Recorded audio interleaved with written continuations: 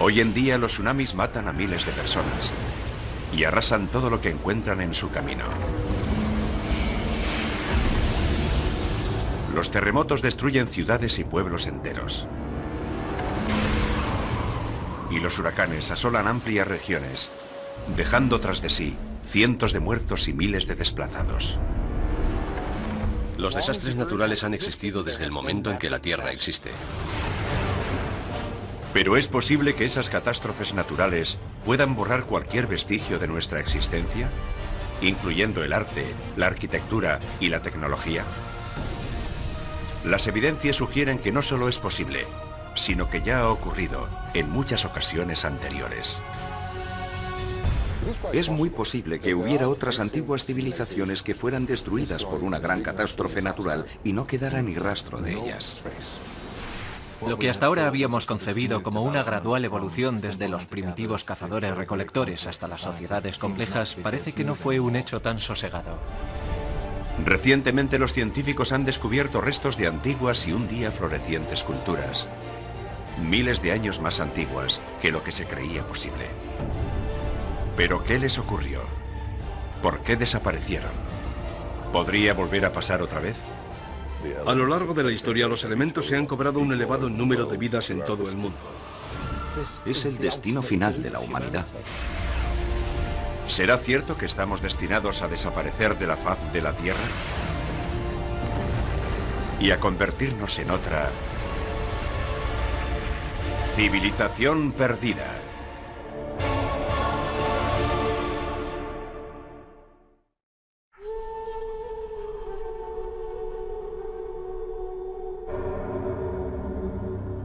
El desierto de Rub al-Khali, en Omán. Es un inhóspito y desolado paraje de la península arábiga, y su nombre en árabe significa el cuarto vacío. Sobre sus arenas desérticas y bajo el calor abrasador, aquí tan solo moran las venenosas arañas camello, las mortíferas víboras gariba y algunos pequeños grupos de nómadas beduinos.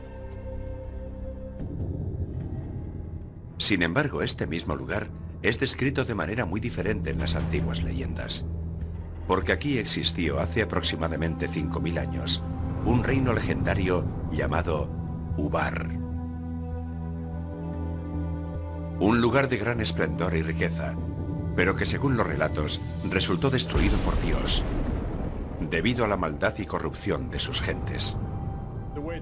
En diversos suras del Corán se cuenta que se desató un fuerte viento que destruyó la ciudad, porque no se conformaban con la palabra de Dios.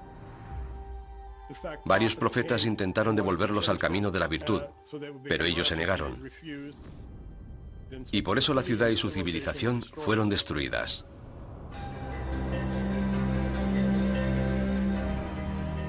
Durante siglos muchos historiadores y exploradores han buscado pruebas de la existencia de Ubar.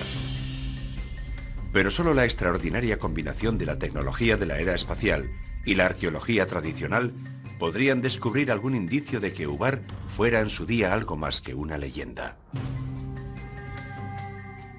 En 1983, el arqueólogo aficionado Nicholas Clapp se dirigió a la NASA con una singular petición, que dio como resultado una expedición conjunta a la península arábiga. Había leído un artículo sobre el uso de la tecnología de generación de imágenes por radar para cartografiar los ríos del subsuelo en Egipto, y se preguntó si también podría ser empleada para rastrear una antigua ciudad a partir de una localización aproximada. Instalada por primera vez a bordo del transbordador espacial Columbia, la tecnología, llamada radar de imágenes espaciales, actuaba como una máquina de rayos X del subsuelo. Primero se tomaban las imágenes desde el espacio y después se manipulaban digitalmente para resaltar los detalles imposibles de percibir a simple vista, incluidos antiguos cauces de ríos y rutas de caravanas hoy enterradas por la arena. Nunca imaginé que la ciudad perdida pudiera descubrirse desde el espacio, pero ellos insistieron y analizaron todos los rasgos que pudieran ser reveladores. Una de las grandes ventajas de las imágenes del satélite es que puedes observar una región entera y ver todas las características en su contexto. Esta es una imagen del radar espacial de una zona desértica del sudoeste de Egipto, parte del Sáhara, que actualmente es uno de los lugares más áridos de la Tierra.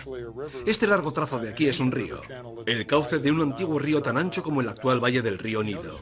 Esto es un río muy pequeño que discurre por aquí. Pero si nos trasladásemos al lugar, lo que veríamos sería esto. Estamos en medio de uno de esos cauces que mostraba el radar, y la ribera está ahí, un poco más arriba.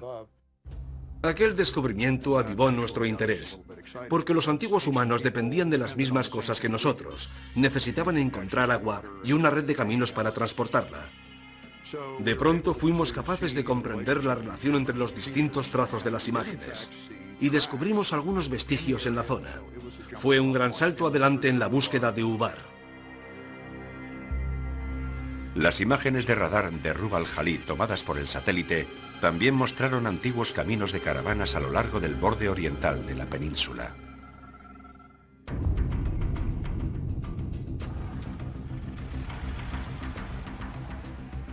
Empleamos lo que por aquel entonces era tecnología avanzada para la gente de a pie, el GPS, y lo utilizamos en combinación con los aparatos de navegación de los helicópteros para buscar la ruta que habíamos descubierto en las imágenes del satélite y seguirla a través del desierto. Fue apasionante. Decidimos aterrizar en una zona en la que había una especie de colina y a su pie un pozo de agua. Y cuando bajamos me preguntaron, ¿qué le parece este lugar? Y les contesté, miren, ahí se aprecian unas construcciones. En principio tenía todo el aspecto de ser un antiguo asentamiento humano, con muros de piedra, restos de edificaciones, y había piezas de cerámica por todas partes. Así pudimos identificar una serie de asentamientos que fueron muy importantes en la antigüedad, y uno de ellos resultó ser la ciudad de Ubar. Uno puede imaginarse cientos, miles de caravanas con cientos y miles de camellos y asnos, transportando telas y mercancías de la costa al interior y del interior a la costa a través de la antigua Ubar. Sin duda fue un enclave comercial en el que se agrupaban las caravanas de camellos para cruzar juntos el desierto. De hecho, había una fortaleza aquí, una fortaleza que controlaba el suministro de agua, porque esa era la manera en que se podían controlar las caravanas de camellos. Si querías cruzar la zona, tenías que pagar el tributo. Excavaciones posteriores dejaron al descubierto los restos de 8 torres, unidas por muros de 9 metros. Lo que venía a coincidir con la descripción que de Ubar se hace en el Corán, como una ciudad de majestuosas columnas. Pero si en verdad existió la legendaria urbe, ¿significa eso que las demás narraciones sobre Ubar también son ciertas? Por ejemplo, su destrucción tragada por las arenas. Según la opinión de los geólogos, fue la erosión de un acuífero subterráneo debajo de la ciudad lo que causó la desaparición de Ubar.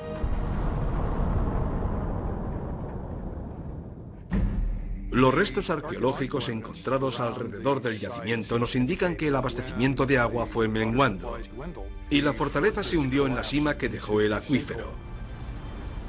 Y la gente huyó. Algunos murieron. El mismo sorprendente destino narrado en las leyendas ancestrales. ¿Pero en verdad pudo un evento tan insólito acabar con toda una población? ¿Pudo realmente destruir todo vestigio de una cultura? ¿Una lengua? ¿Una civilización? Según la opinión de muchos arqueólogos e historiadores modernos, no solo es posible que una catástrofe natural tenga consecuencias tan devastadoras, sino que además es muy probable. Sabemos muy poco acerca de la historia relativamente reciente, apenas si nos remontamos a 3, 4 o 5.000 años atrás.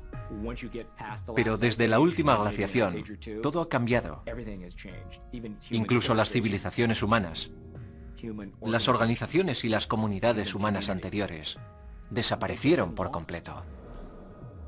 Las primeras culturas, sobre todo aquellas que no conocieron la escritura, caen en su mayoría en el olvido.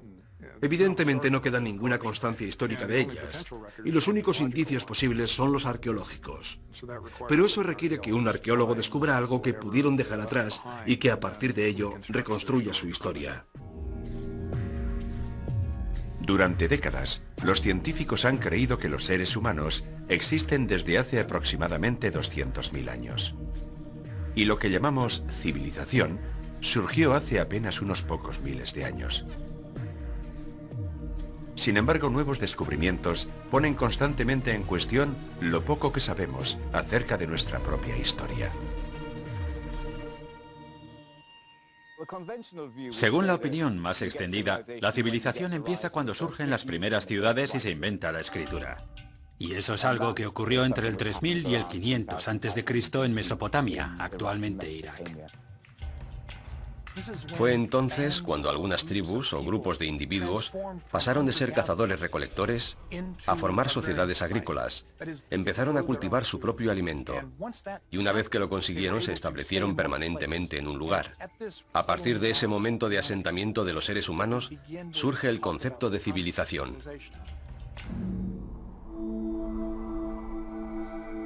Con mayor o menor exactitud, conocemos el pasado bastante bien hasta una decena de miles de años atrás.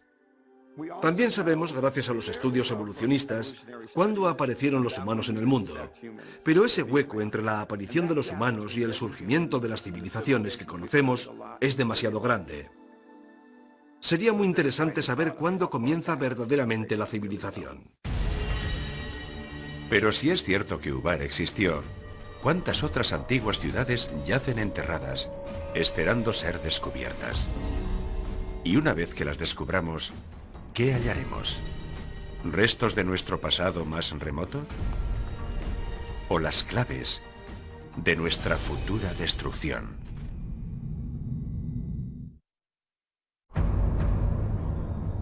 Şanlıurfa, este de Turquía, 1994.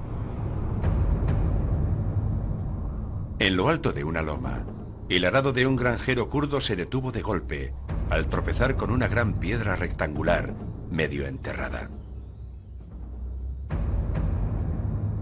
Durante días intentó desenterrar y sacar de allí aquel pesado objeto, cuando de pronto hizo un descubrimiento inesperado.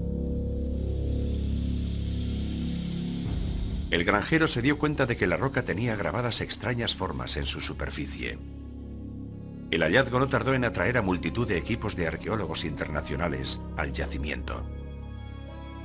Tras una cuidadosa excavación, aparecieron una serie de enormes bloques de piedra megalíticos. Y sobre su superficie, asombrosamente bien conservadas, las tallas en relieve de animales, jabalíes, zorros, vacas y algunos pájaros, no todos propios de la región. Son unas tallas magníficas, muy hermosas. Algunos de los leones son ciertamente asombrosos. Está claro que es un lugar especial. Pero lo más increíble era que el yacimiento llamado Göbekli Tepe, la colina del ombligo en turco, tenía 11.000 años de antigüedad. 5.000 años anterior a cualquier otro asentamiento conocido comparable. Göbekli Tepe es un elemento transformador. Para los arqueólogos significa que debemos ampliar y expandir nuestra definición de civilización para incluirlo en ella. Göbekli Tepe nos cogió a todos por sorpresa. Nunca habíamos visto algo así. Mostraba un alto grado de sofisticación. Es un descubrimiento asombroso para el periodo tan temprano al que pertenece. Göbekli Tepe es extraordinario. Es 7.000 años más antiguo que las grandes pirámides. Si antes pensábamos, ¿cómo podían poseer una tecnología y un conocimiento así los egipcios en un estadio tan prematuro de la humanidad? Mucho me temo que en adelante tendremos que replantearnos totalmente esas ideas, porque Göbekli Tepe es 7.000 años anterior. Muy recientemente, las imágenes de radar del yacimiento nos han ayudado a descubrir un enorme complejo que comprende más de 20 grandes estructuras ovales, cada una de las cuales se compone de unas columnas megalíticas talladas en forma de T, junto con 4 pilares de piedra caliza unidos entre sí por muros de piedra de casi 2 metros, y colocados en círculos que van de 9 a 30 metros de diámetro. Es obvio que hubo un gran trabajo de planificación. Fue planeado, se movilizó mano de obra para hacerlo y se erigió para mantenerlo como lugar de culto durante un largo periodo de tiempo. Las piedras pesan entre 15 y 20 toneladas la mayoría, aunque algunas pueden llegar a pesar hasta 40 y 60 toneladas. La organización que tuvo que acompañar a un proyecto así es absolutamente asombrosa. Claramente tuvo que haber cientos, quizás miles de personas implicadas en la construcción de este sitio. Pero ¿quién construyó Göbekli Tepe? ¿Y con qué propósito? Göbekli echa por tierra todo lo que creíamos hasta ahora. Pensábamos que desde los cazadores-recolectores a las sociedades complejas, la evolución había sido lenta y gradual, pero queda claro que no. El responsable de la excavación del yacimiento, Klaus Schmidt, opina que el lugar tuvo que ser un importante centro regional, porque el emplazamiento es impresionante, y desde ese lugar parece que uno pudiera contemplar el mundo entero. Algunos arqueólogos creen que las tribus nómadas del Neolítico viajaban desde lugares muy lejanos hasta Göbekli Tepe para tomar parte en celebraciones rituales. Otros creen que se trata de un templo o un lugar de sacrificio. Pero todos coinciden en que se trataba de algún tipo de ceremonia religiosa. Debía de ser un santuario o algún tipo de centro religioso. No son asentamientos, ni tampoco lugares de enterramiento. Tenían que ser centros ceremoniales. Los investigadores sostienen que Göbekli Tepe fue utilizado durante cerca de 2000 años. Pero que para el año 7000 a.C., los círculos de piedra habían sido abandonados y enterrados intencionadamente. ¿Pero por qué? ¿Por qué motivo alguien enterraría este mágico conjunto de al menos 20 estructuras diferentes y posiblemente muchas más? La única explicación que se me ocurre es que algo había cambiado y tuvieron que marcharse a otro sitio. Y la mejor forma de dejarlo era sencillamente enterrarlo todo. La gente no abandona las cosas así sin más.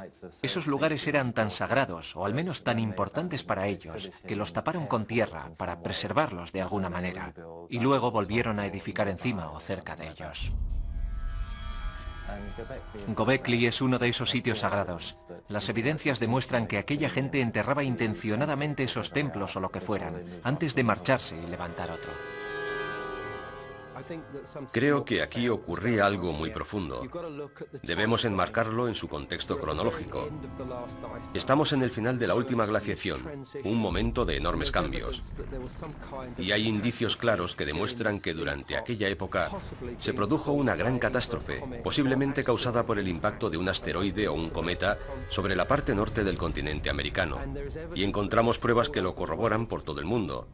Fue en esa misma época cuando construyeron Göbekli Tepe. Y debemos preguntarnos por qué. La respuesta parece ser que tuvieron que hacerlo. Algo estaba ocurriendo. ¿Una catástrofe global? ¿Provocada por el impacto de un cometa o un asteroide? ¿Podría ser esa la respuesta y la razón por la que los antiguos moradores de Göbekli Tepe abandonaron el lugar? ¿O fue inmediatamente después del cataclismo, cuando se construyó el conjunto como un templo o un lugar de acción de gracias? Algunos investigadores creen que la respuesta puede encontrarse cerca de allí, en el monte Ararat, que según la Biblia hebrea, es el lugar en el que el arca de Noé se posó después de que las aguas del diluvio universal se retirasen. Si nos fijamos en el monte Ararat, nos daremos cuenta de que se encuentra a unos pocos cientos de kilómetros de Göbekli Tepe. Al examinar los animales que fueron tallados en las piedras de Göbekli Tepe, no encontramos explicación para que algunos de ellos fueran añadidos al conjunto. No forman parte de la fauna de la zona. La cuestión es, ¿aún así, pudieron habitar allí en aquel momento? Y si así fuera, ¿cómo habían llegado hasta allí? Si recurrimos a la mitología, encontramos una respuesta que encaja. Podrían ser los animales del arca de Noé. El origen de los relatos sobre el diluvio universal Ha sido objeto de amplias investigaciones. Los encontramos a lo largo de todo el planeta. Existe una versión de los nativos norteamericanos, los indios Ojibwa. Existe otra versión en China. Aparece en la mitología griega y también en la hindú.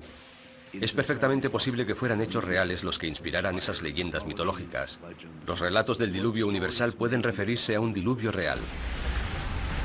Es posible que los mitos y las leyendas acerca de una gran inundación y el rescate de un cierto número de animales a bordo de un arca tenga una base real. Puede que la respuesta la encontremos analizando otras civilizaciones desaparecidas y lo que ellas nos pueden revelar acerca del misterioso pasado de la humanidad y de su incierto futuro.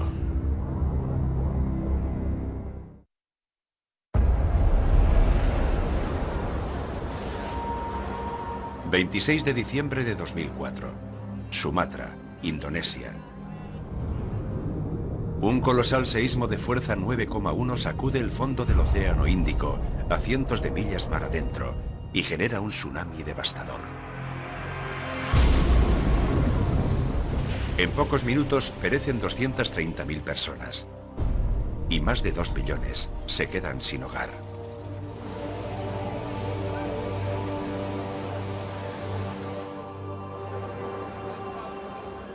Siete años después, el 11 de marzo de 2011, otro terremoto de magnitud 9 zarandea con fuerza el noroeste de Japón. Es el seísmo más fuerte que jamás haya azotado a la nación insular. Minutos después, una ola gigante de 10 metros de altura barrió la costa, llevándose por delante ciudades enteras y la vida de 23.000 personas.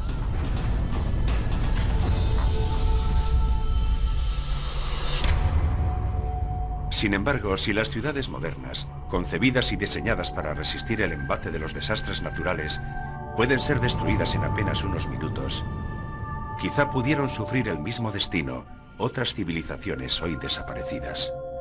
Ha habido desastres naturales desde los albores de la Tierra. Los tsunamis, los terremotos, las erupciones volcánicas, llevan ocurriendo desde mucho antes de que existieran humanos que pudieran recogerlos en sus relatos. Los volcanes son famosos por haber causado estragos en las civilizaciones antiguas, y Pompeya es el ejemplo más ilustrativo. El Vesubio entró en erupción, y toda una región quedó paralizada en el tiempo y se destruyó. Las ciudades de Pompeya y Herculano quedaron enterradas bajo las cenizas volcánicas, la piedra pómez y el flujo piroclástico que cayó sobre ellas.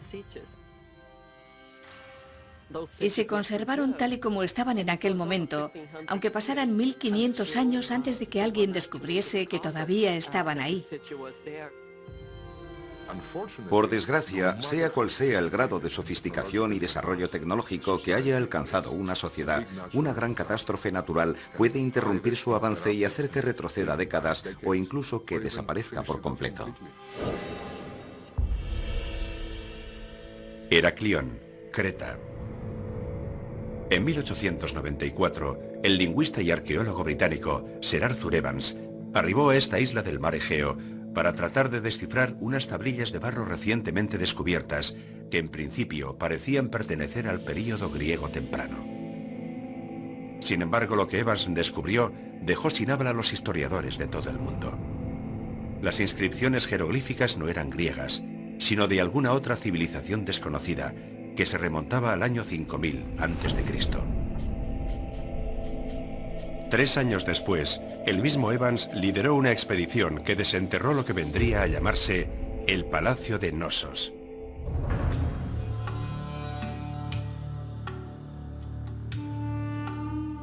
Según los arqueólogos, la enorme construcción albergó en su día estancias hermosamente decoradas, agua corriente caliente y fría, e incluso aseos interiores.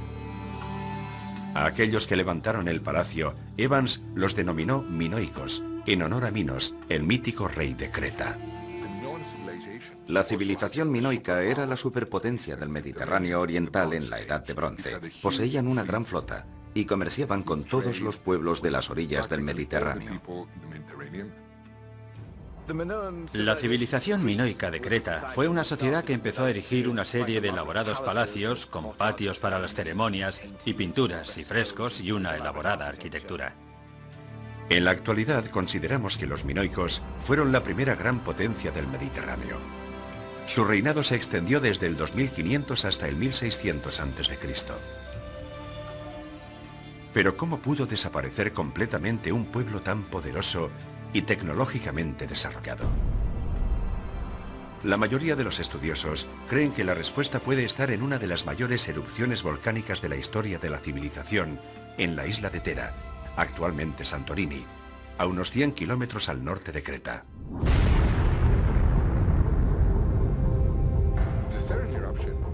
La erupción de Tera se produjo en 2 o 3 fases durante un periodo de unos días o unas pocas semanas.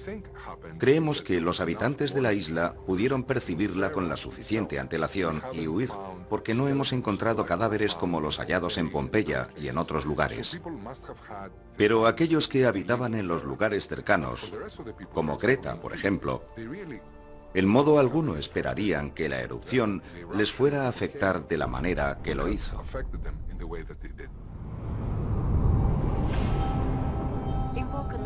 En vulcanología, las erupciones se clasifican en diferentes tipos. Desde las erupciones suaves, que se limitan principalmente al flujo de lava, hasta las erupciones plinianas, e incluso las ultraplinianas, si son muy grandes. La erupción de Tera fue una erupción pliniana o ultrapliniana, una explosión terrible que debió volar gran parte de la isla. El cielo se oscureció y las nubes volcánicas se extendieron y arrojaron sobre el suelo las cenizas que han sido halladas en lugares tan distantes como Rodas y el suroeste de Turquía. En otras direcciones, la señal de alarma de la erupción serían las explosiones que se oirían a mucha distancia. Actualmente la opinión generalizada es que a consecuencia de la violenta erupción de Tera, un gigantesco tsunami avanzó hacia las ciudades del litoral de Creta. Esta es una representación del mar Egeo en el Mediterráneo oriental y del volcán de Tera. Vamos a ver qué ocurrió inmediatamente después de la erupción. En primer lugar, se crea lo que llamamos una onda de relleno cuando la caldera del volcán se derrumba. Se forma un vacío en el océano. Y entonces, la ola empieza a desplazarse hacia la isla de Creta. Allí era donde vivían los minoicos. De modo que esta onda inicial empieza a desplazarse. Esto es Creta. En cuestión de 20 o 25 minutos, la ola llegó hasta allí. Tendría entre 5 y 10 metros de altura.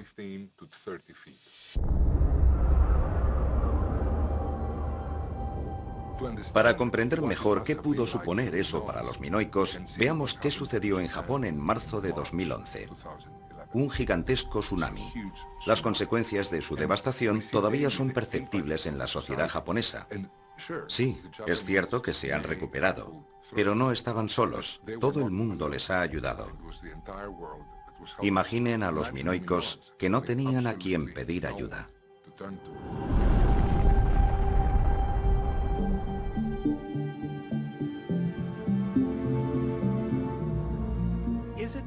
¿Es factible que una civilización haya existido y desaparecido y que venga otra civilización e ignore por completo que hubo otra civilización anterior? Es una hipótesis fascinante que da pie a una gran dosis de especulación y a que mucha gente se plantee si en la Tierra pudo haber una civilización anterior que precediera a todas las posteriores. Pero eso no lo sabemos. Si un volcán activo es capaz de hacer desaparecer por completo cualquier vestigio de una civilización anterior, ¿podría una actividad volcánica similar tener las mismas fatales consecuencias en la actualidad? Los vulcanólogos afirman que sí, y han mostrado su preocupación por la posibilidad de que una catástrofe similar se produzca en la costa este de Estados Unidos. En las Islas Canarias, en las proximidades de la isla de La Palma, existen algunas fallas geológicas y un seísmo podría provocar que una gran porción de la isla se deslizase al mar. Si lo hiciera, provocaría una ola gigantesca. El derrumbe del volcán Cumbre Vieja de la isla de La Palma del archipiélago de las Islas Canarias provocaría enormes daños a lo largo de 20.000 kilómetros de costa, desde allí hasta Terranova y hasta la costa este de los Estados Unidos, el Caribe y el norte de Brasil. Los modelos sugieren que cuando las olas alcancen la costa norteamericana tendrán entre 10 y 20 metros de altura. O sea, del mismo tamaño que las olas que vimos en Sumatra en 2004 después del terremoto y que más recientemente observamos en Japón, tras el seísmo de 2011. Pero un desastre natural, como una erupción volcánica, un terremoto o una ola gigante, ¿podrían borrar todo rastro de nuestra civilización? Y hacerla desaparecer por completo hasta el punto de provocar que la historia de la humanidad cambie por siglos? Puede que la clave esté en un antiguo cementerio lleno de oro, en una ciudad costera del Mar Negro.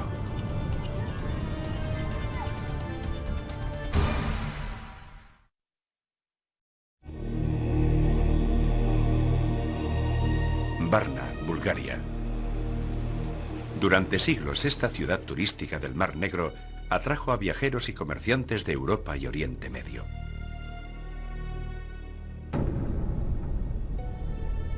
En el siglo II de nuestra era, los romanos construyeron unos grandes baños termales sobre los manantiales que existían aquí. Pero ninguno de los que los visitaron, ni siquiera los nativos del lugar, conocían el secreto que yacía oculto a gran profundidad debajo de la urbe. Un secreto que, una vez revelado, cambiaría la historia de Europa para siempre. Todo ocurrió a finales del otoño de 1972. Entonces se iniciaron unas obras de construcción en la zona industrial de Varna. Estaban haciendo unas zanjas para introducir la conducción eléctrica. El operario Recho Marinov estaba cavando una zanja de 1,5 metros de profundidad cuando se topó con lo que pensó que eran unas viejas piezas de quincalla de cobre. Marinov se llevó las piezas a su casa. Y después de un par de semanas, alguien del pueblo le dijo: esas piezas que has encontrado son muy interesantes. El director del museo de Dalgopol fue a casa del empleado y cuando vio las piezas se llevó una gran sorpresa. Al día siguiente, los arqueólogos del Museo de Varna, con Alexander Minchev entre ellos, regresaron al solar donde estaban haciendo las obras y se quedaron atónitos al ver lo que había allí.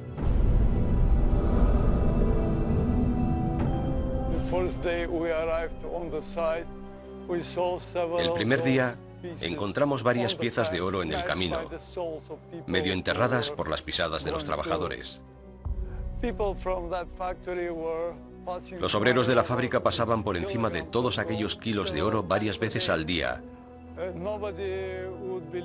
Y nadie habría imaginado que un tesoro semejante pudiera estar oculto bajo estos campos. Posteriores excavaciones dejaron al descubierto que aquel solar vacío era un antiguo cementerio olvidado. Contenía más de 300 tumbas que se remontaban, según los arqueólogos, a aproximadamente el año 4500 a.C.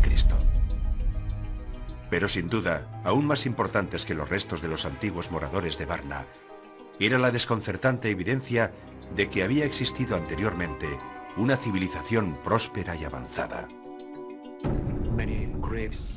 Algunas tumbas todavía conservaban restos humanos, con los cuerpos yaciendo en diferentes posiciones, pero orientados todos con la cabeza al norte o nordeste.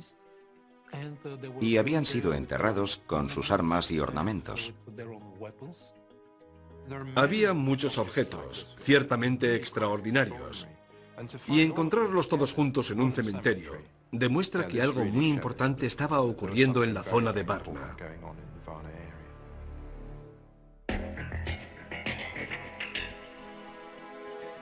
Del interior de los enterramientos se recogieron más de 15.000 objetos de complejo diseño, entre los que había hachas de cobre, piezas de jade, y gran cantidad de joyas de oro.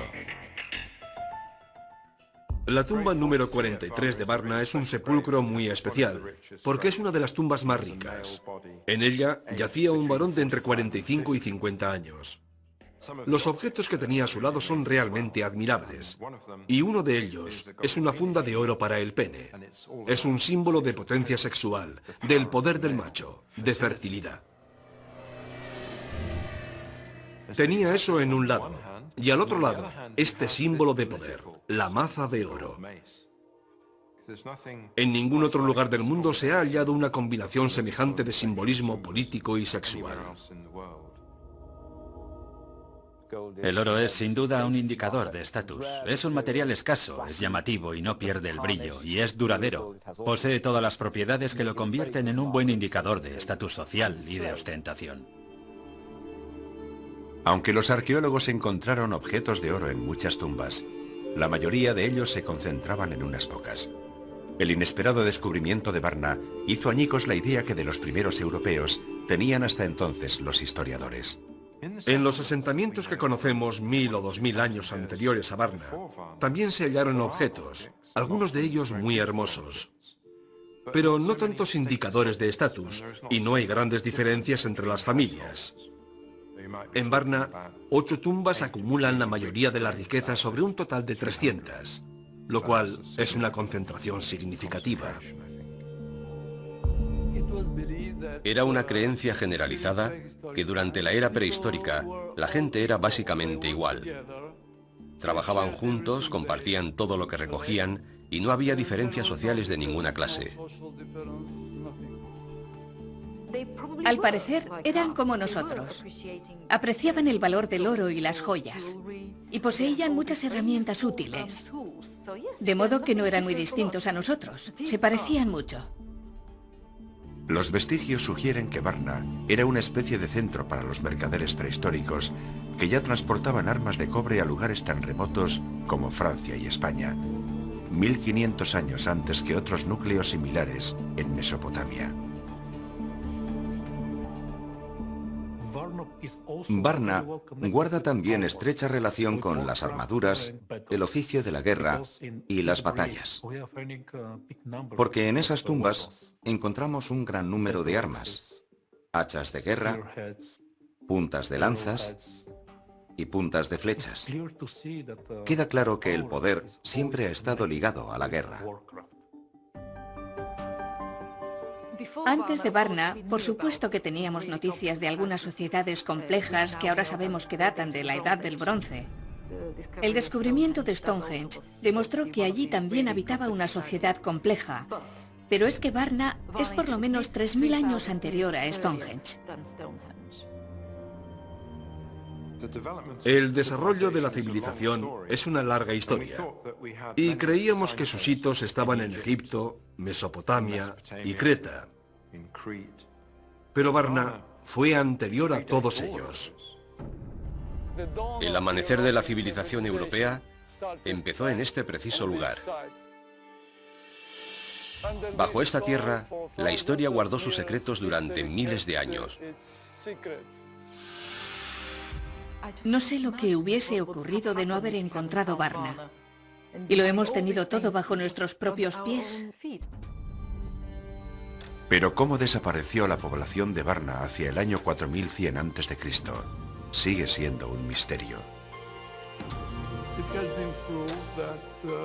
Está probado que en algún momento del quinto milenio, probablemente alrededor del 4200 a.C., el clima de la Tierra cambió drásticamente.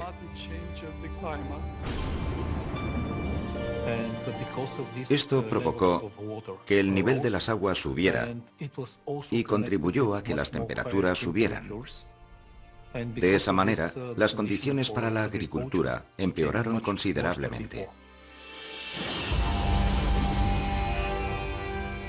Quizá fue un cambio climático que provocó falta de agua y hambre la causa real de la desaparición de Varna. Recientes excavaciones arqueológicas en yacimientos del Oriente Medio nos han proporcionado más información. Muchos arqueólogos y estudiosos creen que esos descubrimientos nos ayudarán a resolver el misterio de qué ocurrió realmente en Varna y en otras ciudades perdidas. Otros, sin embargo, subrayan otras señales muy diferentes y más difíciles de admitir. Indicios de desastres naturales y cataclismos de proporciones globales e incluso nucleares. Señales que sugieren que nuestro tiempo se puede estar agotando.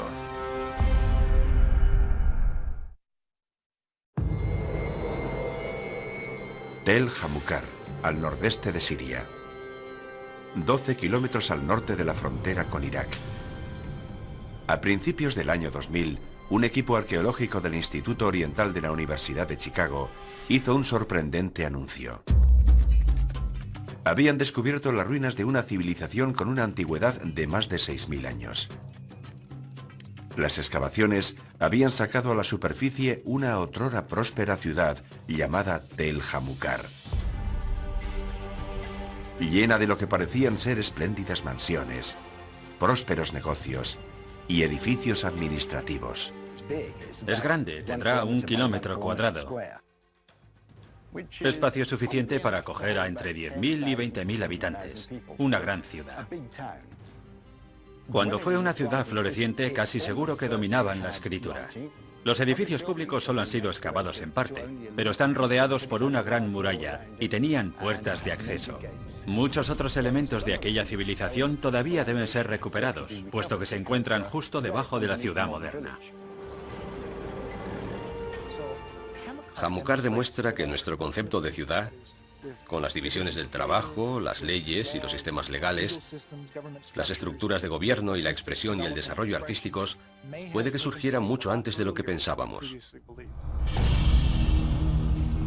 El sorprendente descubrimiento de Tel Hamukar cambió drásticamente lo que los estudiosos habían dado por sentado durante largo tiempo: que la primera ciudad antigua había surgido en Mesopotamia, 600 kilómetros al este de lo que hoy es Irak. Pero si Tel Hamukar fue una ciudad tan grande y próspera, ¿por qué desapareció de pronto? Hacia el año 3500 a.C., más o menos, tuvieron un mal día. Todos los indicios sugieren claramente que hubo un ataque.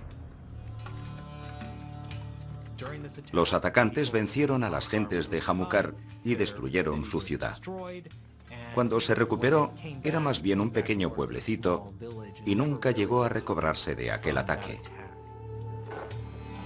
De hecho, parte de aquel asentamiento del cuarto milenio antes de Cristo fue incendiado. Se encontraron una docena de esqueletos, que a mi entender no correspondían a enterramientos formales. El argumento de un enfrentamiento bélico y la destrucción deliberada del sitio parece convincente. La guerra, en la época en la que Hamukar fue destruida, consistía fundamentalmente en el enfrentamiento cuerpo a cuerpo. Pero hay algunas pruebas que apuntan a la posibilidad de que en Hamukar se utilizasen proyectiles. Obviamente no balas de armas de fuego, sino proyectiles de ondas. Es una hipótesis controvertida que han propuesto los excavadores de Hamukar. Pero de lo que no existe duda es que Hamukar fue destruida, que la lucha fue brutal y que la ciudad fue incendiada. Es interesante destacar que en aquella misma época estaban empezando a desarrollarse las ciudades del sur como Uruk. Eso hace tiempo que lo sabemos, pero los nuevos hallazgos sugieren que al mismo tiempo lugares como Hamukar estaban creando su propia civilización, de modo que en cierto sentido existía una dinámica de oposición entre el norte y el sur. Por eso, la destrucción de Hamukar pudo significar la sentencia de muerte para aquellos pueblos del norte que estaban tratando de crear su propio sistema de vida, pero que al final fueron vencidos por los pueblos del sur, lo que cambió la historia. A varios cientos de kilómetros al oeste de Tel Hamukar yacen las ruinas de otro antiguo asentamiento humano, Tel Caramel. En 2007, unos arqueólogos que estaban excavando antiguas tumbas en el lugar dieron con las bases de 5 grandes torres de piedra, cada una de las cuales tenía 4,5 metros de diámetro y una altura estimada de 6 metros. Se calcula que tienen al menos 10.000 años de antigüedad. Están en el norte de Siria, no muy lejos de Göbekli Tepe, y es evidente que en ambos casos se trata de la misma cultura. ¿Por qué las construyeron? Eso sigue siendo un misterio. La respuesta más probable es que tendrían una finalidad defensiva, puesto que en aquel tiempo también había depredadores, fueran animales o humanos. La verdadera cuestión es, ¿para qué las utilizaban? ¿Formaban parte de una fortificación? ¿Eran torres de vigilancia? ¿O tenían alguna otra finalidad? No lo sabemos. Tel Caramel, al noroeste de Siria, es un lugar importante porque nos proporciona la primera evidencia de construcciones de piedra permanentes construidas por un grupo humano que se anticipa en 2000 años a las estructuras permanentes más antiguas que conocíamos, las de la ciudad de Jericó. Caramel demuestra claramente que debemos desechar la idea de que hubo un único proceso que desembocó en el Neolítico. Puedo citar muchos otros lugares en los que culturas locales muy diferentes parecen haber alcanzado un alto grado de desarrollo, cada una en sus propios términos y todas muy diferentes unas de otras. Eso no denota un proceso único, es evidente, sino muchos procesos distintos, de los que algunos tienen éxito y otros no. La mayoría de los investigadores creen que Tel Caramel y Tel Jamukar fueron destruidas por ejércitos invasores provenientes del sur de Mesopotamia. Los conflictos eran endémicos en el mundo antiguo. Y no se trata de escaramuzas ni enfrentamientos rivales, sino de guerras cuyo objetivo es agrandar las ciudades y capturar más territorios, más ciudades subordinadas y más gente a la que cobrar tributos. ¿Pero acaso las guerras territoriales fueron la única razón de que aquellas antaño grandes ciudades antiguas fuesen destruidas? Hace poco se ha propuesto una nueva hipótesis, mucho más audaz.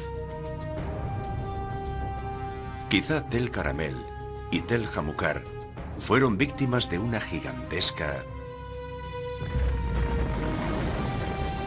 explosión nuclear espontánea. En 1972, unos científicos descubrieron en Gabón, África, indicios de que pudiera haberse producido un suceso nuclear semejante en las profundidades de una mina de uranio. Fue descubierto gracias al conocimiento que hemos desarrollado de los subproductos derivados de los reactores nucleares. Midiendo la cantidad que hay de un residuo concreto, podemos fechar su antigüedad y descubrir que tiene 2000 millones de años de antigüedad. El Sol es un reactor nuclear que nos da la vida. Pero la cuestión es, ¿pudo haber uno también en la Tierra? En los años 50 se hicieron algunas predicciones sobre qué componentes serían necesarios para que hubiera un reactor nuclear natural en algún lugar del núcleo de la Tierra. El uranio 235 es nuestra fuente principal de combustible para los reactores de fisión, y es relativamente común. De hecho, es más abundante que el oro.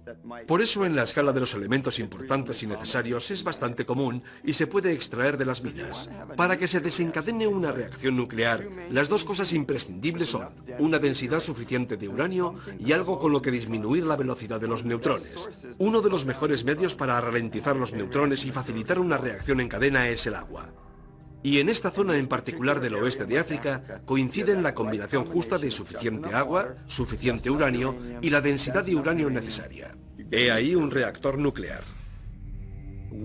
El estallido de un reactor natural provocaría un desastre de la magnitud del de Chernóbil, una emisión de radiación que afectaría a la salud de la población.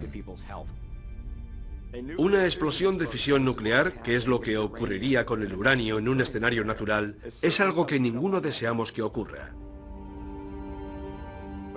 Si ocurriera, estallaría en el interior de la Tierra. Sería muy parecido a la erupción de un volcán. Un desastre natural. Hoy en día algunos científicos creen que una explosión nuclear de esas características habría borrado todo signo de vida a cientos, quizá miles de kilómetros a la redonda del depósito de uranio. Y si ocurrió en el oeste de África, ¿por qué no pudo suceder también en cualquier otro sitio de la Tierra? En Tel Jamukar, por ejemplo. Sabiendo que ya ocurrió en un lugar hace 2000 millones de años, es posible que haya otras bolsas y otros sitios, sobre todo bajo la corteza terrestre, en los que no hemos mirado detenidamente. No creo que mucha gente haya investigado la hipótesis de que pudieran ser varias enormes catástrofes naturales las que provocaron la desaparición de las civilizaciones. ¿Cuántas de ellas pudieron desaparecer sin que nosotros lo sepamos hace 20 o 30.000 años? Porque solo nos centramos en las civilizaciones de los últimos 5.000 años. La historia china y la de los egipcios es todo lo más lejos que podemos llegar. ¿De verdad es posible que las civilizaciones prehistóricas fueran destruidas por unas explosiones naturales catastróficas acaecidas en el interior de la Tierra? ¿O quizá la destrucción en masa de las antiguas ciudades la provocaran otros agentes venidos de muy lejos?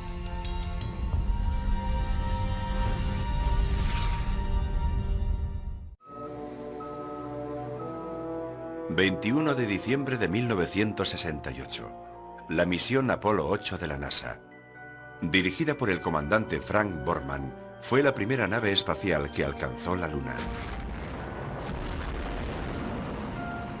Mientras completaban 10 vueltas alrededor de su órbita, los astronautas tomaron algunas de las mejores imágenes jamás captadas de la superficie lunar. Las imágenes mostraron la superficie lunar salpicada de miles de grandes cráteres, dato que sugería para algunos que nuestro satélite había sido en algún tiempo escenario de una intensa actividad volcánica. Pero hipótesis más recientes nos indican que pudo haber otra razón más significativa, que los numerosos cráteres de la Luna sean los impactos de enormes asteroides. Asteroides que pudieron también bombardear la Tierra. Lo importante no es el hombre en la Luna, sino los cráteres de la Luna. Y durante la historia de la Luna y de la Tierra, es probable que muchos más objetos hayan impactado en la Tierra que en la Luna. La única razón por la que no los vemos en la Tierra es que la vegetación y el entorno los han tapado, haciéndolos más difíciles de detectar. El mayor cataclismo natural que podría suceder y que nos borraría de la faz de la Tierra sería un impacto cósmico. Un meteorito que cayera sobre la Tierra. Sabemos que el impacto de un meteorito fue la razón principal de la desaparición de los dinosaurios.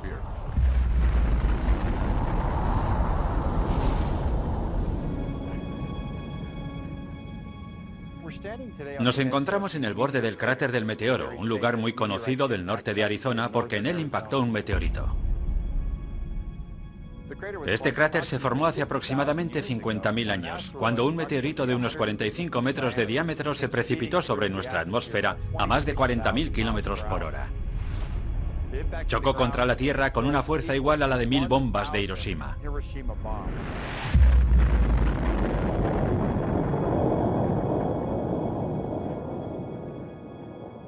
Después del impacto, todo lo que quedó de él fue este cráter, que tal y como lo conocemos hoy en día, mide 1,2 kilómetros de diámetro, unos 4 kilómetros de circunferencia y casi 170 metros de profundidad.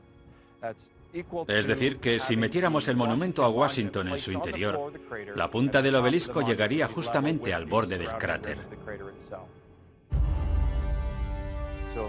Si un episodio así aconteciera en un área densamente poblada, como Nueva York, por ejemplo, todo rastro de vida desaparecería en un radio de 15 kilómetros.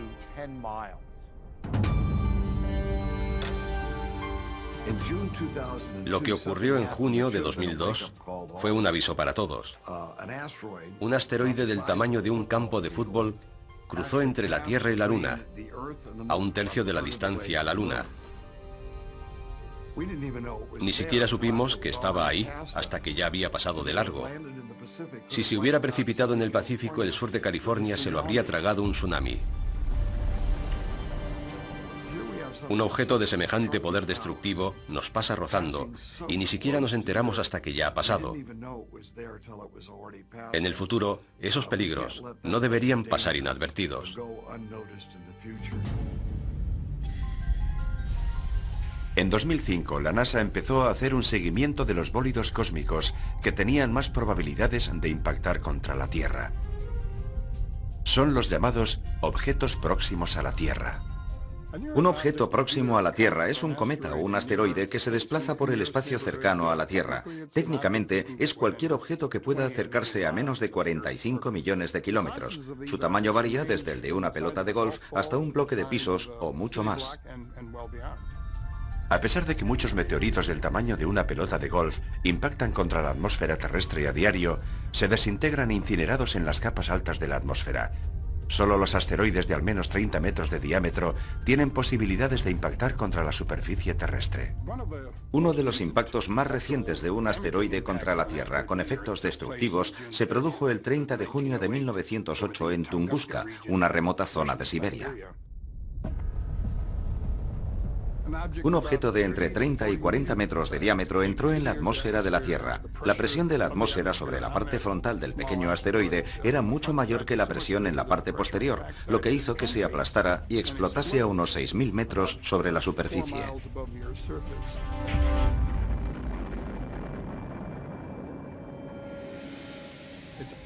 Arrasó toda la vegetación en un área de 2.000 kilómetros cuadrados. Es una región deshabitada, por lo que nadie resultó herido, aunque mató a algunos renos y derribó e incendió gran cantidad de árboles y causó grandes perjuicios en la zona. No en vano, la energía liberada fue de unos 5 megatones, unas 385 veces la bomba arrojada sobre Hiroshima. Aunque el impacto de cualquier meteoro del tamaño de un campo de fútbol tendría consecuencias devastadoras, los científicos temen a aquellos que son aún mayores.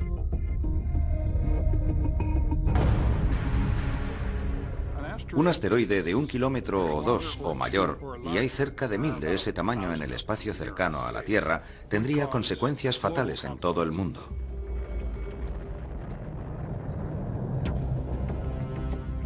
Pero ese no es el problema principal. El mayor problema es el polvo y los escombros que levantaría a la atmósfera y que obstaculizarían el paso de la luz del Sol. Caería una lluvia ácida, y las tormentas de fuego provocadas por el regreso a la Tierra de los escombros provocarían incendios en todo el mundo. El hollín, junto con el polvo levantado por el impacto, harían imposible la fotosíntesis, imprescindible para la vida de las plantas y, por ende, de los animales que se alimentan de esas plantas. O sea que lo peor del impacto de un asteroide serían los efectos secundarios. Los impactos de asteroides y meteoros contra la Tierra podrían aniquilar no solo grandes comunidades de organismos vivos, sino también civilizaciones enteras, y ya lo han hecho en el pasado. Desde hace unos pocos años, el equipo de los objetos próximos a la Tierra de la NASA ha ampliado su búsqueda para incluir objetos de más de 140 metros de diámetro. Uno de ellos, un asteroide de 300 metros de ancho, llamado Apophis, se acercará a la Tierra en 2029. Apophis es grande. Fue descubierto en 2003 y durante un tiempo se pensó que iba a chocar contra la Tierra. Existe una probabilidad de entre 37 de que impacte contra nuestro planeta en 2029. Eso sí, pasará muy cerca. Desde Europa se podrá ver a simple vista, o sea que lo verán ustedes pasar muy cerca de la Tierra, pero no chocará contra ella. Pero mientras los científicos ya han previsto la trayectoria que describirá Apophis, lo que no pueden predecir es de qué manera el gigantesco asteroide afectará a otros factores, como a la gravedad terrestre, por ejemplo. Lo aterrador es que una vez que haya pasado, volverá 7 años después. Y no sabemos si su trayectoria se verá afectada por la gravedad de la Tierra y si podría situarlo en una ruta de impacto contra nuestro planeta. Si cuando se acerque tanto a nosotros en 2029, cruza por una especie de ojo de cerradura concreto de 600 metros, cuando regrese en el año 2036 chocará contra la Tierra. Es un objeto lo suficientemente grande como para provocar no el final del planeta, pero sí la muerte de miles o quizás millones de seres humanos, según donde caiga.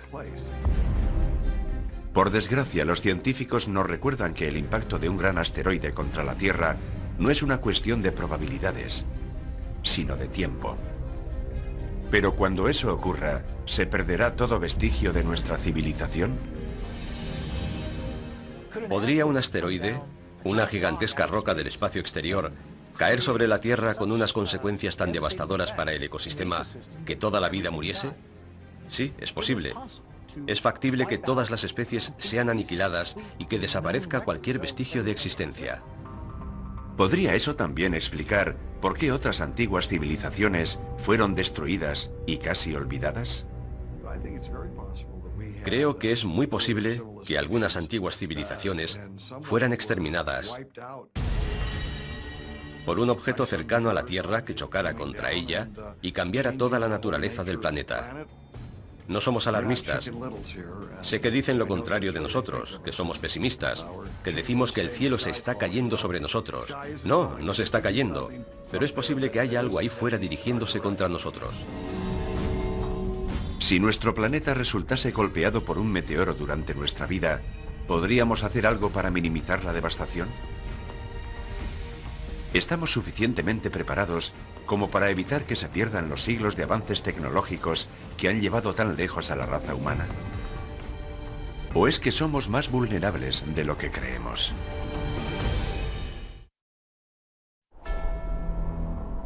El monte Kilimanjaro, en Tanzania. En el año 2000, el paleoclimatólogo Lonnie Thompson y su equipo de investigadores perforan profundamente el glaciar que cubre la cima del monte.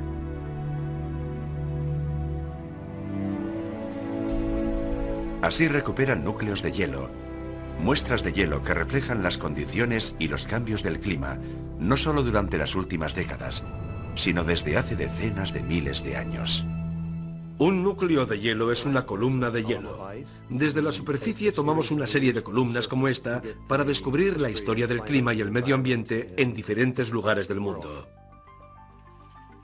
En ellas se distinguen perfectamente las capas anuales y midiendo el grosor de esas capas, somos capaces de saber cómo han evolucionado las precipitaciones a lo largo del tiempo. Registra una cronología de la composición de nuestra atmósfera que se conserva en las burbujas de aire que han quedado atrapadas en el hielo. Así, podemos remontarnos hasta más de 800.000 años atrás, midiendo cosas como el dióxido de carbono, el metano y el óxido nitroso. También hay microorganismos que quedan atrapados en el hielo. De hecho, hemos recuperado organismos que llevaban en el hielo más de 50.000 años. De modo que todo aquello que se encuentra en el aire queda archivado en el hielo. Lo que observamos es que hay periodos de calma y otros periodos en los que se producen cataclismos, y esa es la verdad de la vida en este planeta. Vamos dando tumbos de uno a otro.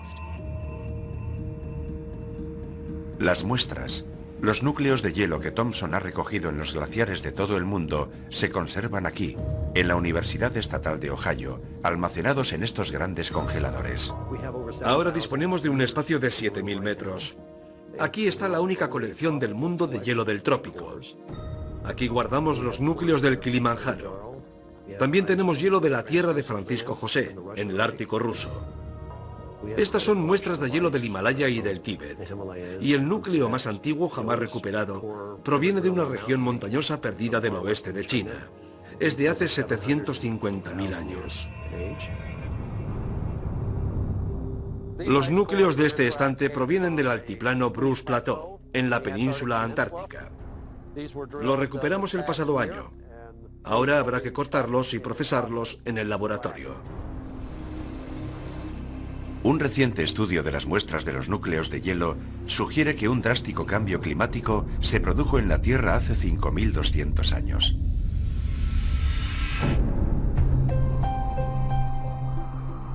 Ese cambio repentino coincidió con una época en que nuevas civilizaciones estaban emergiendo en Asia y Oriente Medio.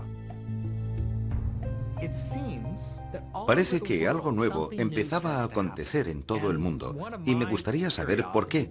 ¿Por qué entonces? Quiero decir que durante 100.000 años habíamos vivido felices como cazadores-recolectores, y de pronto las cosas cambiaron. ¿Cuál fue la causa que lo provocó? Hay que buscar algún denominador común, y la conexión más clara que había entre las sociedades agrícolas era el clima. Sabemos que es el momento en el que el Sáhara se desecó. 4 o 5 mil años atrás había lagos en ese desierto y gente que lo habitaba. Eso lo hemos sabido por las pinturas rupestres que dejaron en las rocas. Hay muchas pruebas de que algo muy dramático ocurrió en aquel momento. Pero si aconteció una catástrofe global, ¿qué la causó? ¿Acaso una gran sequía? ¿Un meteoro que chocó contra la Tierra y levantó tanto polvo que bloqueó la luz del Sol? ¿O fue una erupción volcánica? A nivel del planeta, las erupciones volcánicas son muy importantes. Es la forma en que un planeta libera su calor primigenio. La Tierra ha sufrido erupciones volcánicas desde hace miles de millones de años. Los humanos solo hemos existido durante una pequeña fracción de ese tiempo. Las erupciones volcánicas ya estaban aquí mucho antes de que nosotros llegáramos. Y seguirá habiendo erupciones mucho después de que hayamos desaparecido. Son un componente esencial de la Tierra. Pero aunque existen muchos volcanes por todo el mundo, la mayoría son demasiado pequeños para causar un cataclismo global. A no ser, claro está, que se trate de un supervolcán. Para explicarlo brevemente, digamos que tenemos unos volcanes que llamaríamos normales. Liberan una cierta cantidad de lava y de energía, y unas determinadas explosiones. Pero si la lava y los gases quedan atrapados en el interior del volcán perfectamente sellados, la presión aumenta en su interior y cuando explota, las erupciones son gigantescas. Eso es lo que clasificamos como un supervolcán. En la Tierra existen volcanes que pueden generar explosiones muy grandes. En particular aquellos que se encuentran alrededor del llamado Cinturón de Fuego del Pacífico. Volcanes que tienen grandes calderas, como los de Nueva Zelanda, Papúa Nueva Guinea y también Alaska. Los científicos ya han identificado al menos 7 supervolcanes por todo el mundo. El mayor de todos se encuentra en el Parque Nacional de Yellowstone, en Wyoming. La opinión más generalizada en geofísica acerca de Yellowstone, y hay algunos otros lugares parecidos en la Tierra, es que se acumula una gran concentración de calor bajo la superficie, lo que provoca que en una zona se produzca una fusión parcial de la roca. Es un proceso activo y existe la posibilidad de que un día entre en erupción y estalle con gran violencia.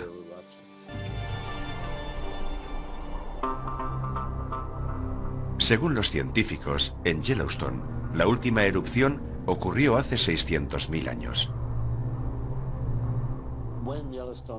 Desconocemos cuándo volverá a haber otra erupción en Yellowstone. No hay forma de predecirlo. Predecir los fenómenos geológicos es algo así como predecir el tiempo. Siempre que intentes predecir cuándo va a pasar algo, tienes que contar con un amplio margen de error. Yellowstone es un volcán relativamente joven. Todas sus erupciones se han producido en los últimos 2,5 millones de años, y eso es ser joven en términos de tiempo geológico. Que Yellowstone volviera a estallar en una gigantesca erupción cataclísmica sería algo sorprendente, algo que nunca hemos visto en tiempos históricos. La erupción del monte Santa Elena sería una menudencia comparada con lo que podría ser la de Yellowstone. Y tendría graves consecuencias en el clima de todo el mundo. Bajaría la temperatura media del globo y arrasaría el oeste de los Estados Unidos. Todo quedaría cubierto por las cenizas. Los cultivos se perderían y los efectos durarían mucho tiempo. Sin duda tendría muy graves consecuencias para la civilización. Las cenizas y los gases venenosos emanados por una gigantesca erupción formarían una nube de polvo que se extendería por todo el mundo, bloqueando la luz solar durante largos años. En la oscuridad, las cosechas y los animales perecerían, condenando a los humanos al hambre. Si Yellowstone explotara hoy de forma espectacular, el impacto que causaría en la raza humana sería mucho mayor que en el pasado, puesto que actualmente somos muchos más. Cada mes añadimos 7 millones de individuos más a la población mundial. Es un hecho sin precedentes. Tenemos debilidades para las que no estamos preparados. La sociedad moderna es frágil, en el mismo sentido en que eran frágiles aquellas antiguas sociedades. Es decir, que la población es demasiado grande. Dependemos en gran medida del uso intensivo de los recursos. Y claro, los usamos tan intensivamente que los agotamos. Por eso muchos opinan que estamos en una típica coyuntura de colapso. Los humanos dependemos de la naturaleza, y en el mundo moderno parece que lo hayamos olvidado. Pero ahí fuera hay otras fuerzas mucho más poderosas que cualquiera de nosotros. Esas fuerzas están constantemente en acción, y ya han impactado en otras culturas y civilizaciones en el pasado. Los cataclismos mundiales pueden parecer cosa de ciencia ficción. Pero lo crean o no, muchos gobiernos y empresas se preparan ya para cuando el evento ocurra. Desgraciadamente, una gran incógnita sigue sin ser despejada. ¿Funcionarán sus planes?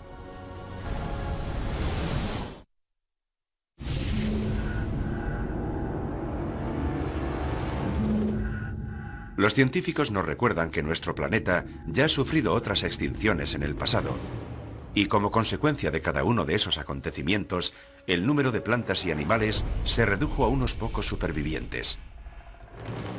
Pero si la civilización tal y como la conocemos ha llegado a su fin, ¿también desaparecerán por completo toda nuestra cultura y nuestra tecnología? A lo largo de la historia hay muchos casos de gentes de tiempos pasados que desarrollaron una tecnología y unos conocimientos que luego se perdieron.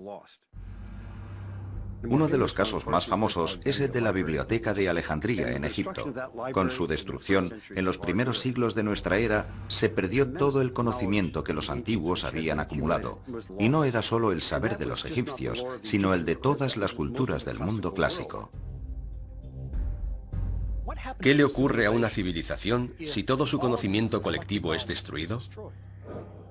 Nunca sabremos qué tipo de civilización seríamos hoy en día si la Biblioteca de Alejandría no hubiera sido destruida.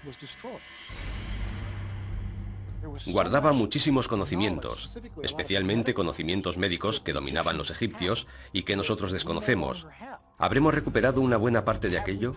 ¿Habremos redescubierto mucho? Es posible.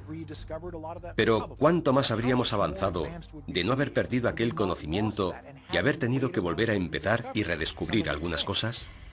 Siempre cabe la posibilidad de que algunas áreas del conocimiento de aquellas primeras sociedades se hayan perdido para siempre, pero nunca lo sabremos, puesto que no tenemos modo de averiguarlo. A diferencia de épocas anteriores en las que mucha información se guardaba tallada en piedra, hoy día nuestra información y los registros de nuestra vida diaria se almacenan en chips de memoria de silicio. Pero si desaparecen, será increíblemente difícil. Tendrán que pasar decenas de miles de años para que la gente reconstruya nuestras vidas y se hagan una idea de cómo era nuestra forma de vida. Irónicamente, es probable que el arte prehistórico sobre la roca tenga más probabilidades de supervivencia en un futuro inmediato que la mayor parte de nuestra moderna tecnología. Hutchinson, Kansas. A 200 metros bajo la ciudad hay un enorme almacén del tamaño de 35 campos de fútbol.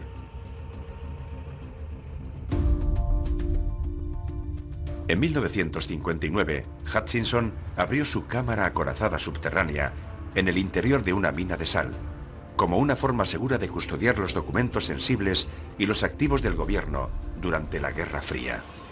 Lo llaman el almacén perpetuo, y es sin duda la cápsula del tiempo más grande del mundo. El subsuelo no es siempre el lugar más adecuado para guardar riquezas, pero posee algunas virtudes importantes. La temperatura se mantiene siempre estable y algunas reacciones químicas que provocan la descomposición dependen de las fluctuaciones de temperatura. La humedad también desempeña un papel importante.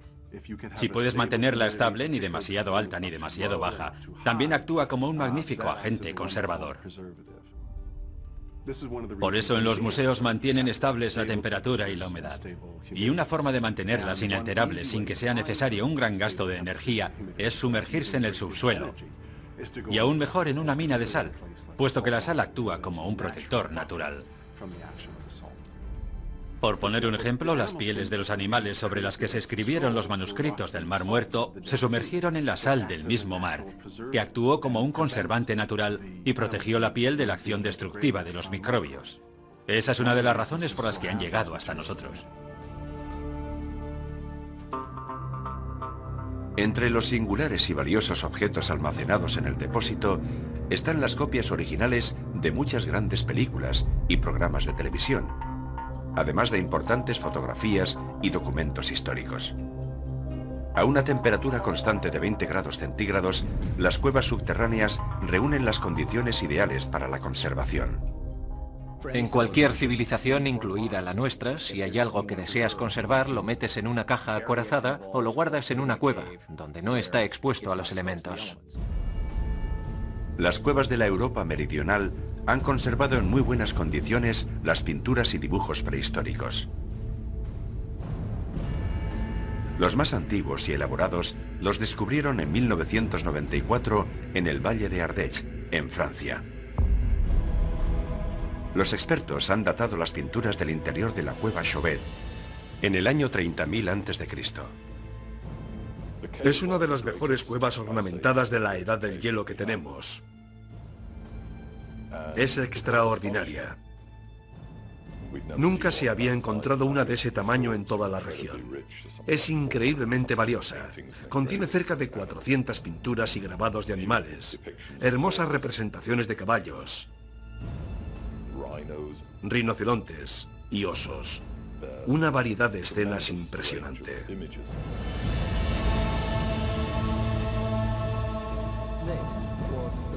Son las escenas de animales más extraordinarias que uno pueda contemplar, incluso en las galerías modernas. La antigüedad y la calidad de las pinturas de la cueva Chauvet han cuestionado todo lo que anteriormente sabíamos o creíamos saber acerca de la existencia humana en este planeta. Son las obras de arte más primitivas creadas por los seres humanos. Lo más interesante de la cueva Chauvet es que en ella nos encontramos con el Homo sapiens, tratando de representar ideas y pensamientos abstractos en las paredes de su cueva, mucho antes aún de que se inventara la escritura y mucho antes de la primera definición de civilización.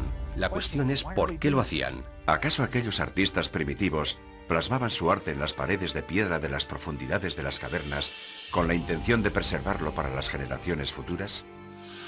30.000 años antes, ¿es posible que los únicos vestigios de nuestra existencia sean los que se conservan seguros bajo tierra?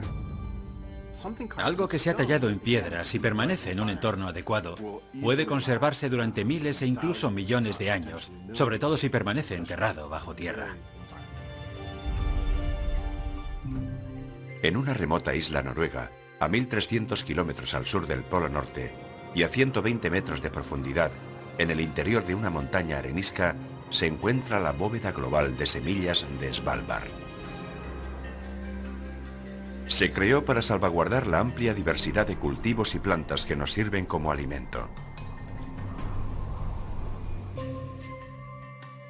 Actualmente alberga más de 20 millones de semillas. Las semillas se conservan en una mina de carbón abandonada que ha sido transformada en un almacén con unas condiciones estables. Algunas semillas aguantan largos periodos de tiempo, otras deben ser plantadas, cultivadas y cosechadas de nuevo como semillas. De modo que no es un entorno estático, sino que las semillas son renovadas constantemente e intercambiadas con otros bancos de semillas de todo el mundo. Creo que el banco de semillas se ha concebido expresamente para hacer frente a una hipotética destrucción de la civilización.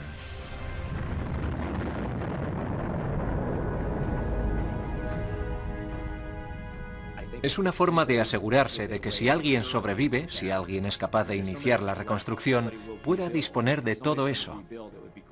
Sería fantástico. Una de las características exclusivas del ser humano es que tendemos a reflexionar sobre el pasado, sobre el presente y también sobre el futuro. Podemos imaginar qué querríamos transmitir a nuestros nietos. Esa es la motivación que impulsa a los humanos a enterrar las cosas y a ponerlas en un lugar seguro para el futuro. Es algo que preocupaba incluso a los hombres primitivos.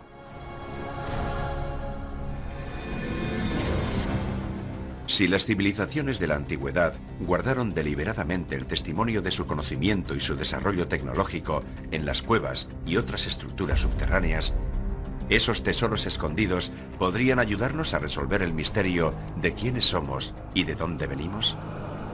Y lo que quizás sea aún más importante, señalarnos qué parte de nuestra civilización sobrevivirá en el futuro.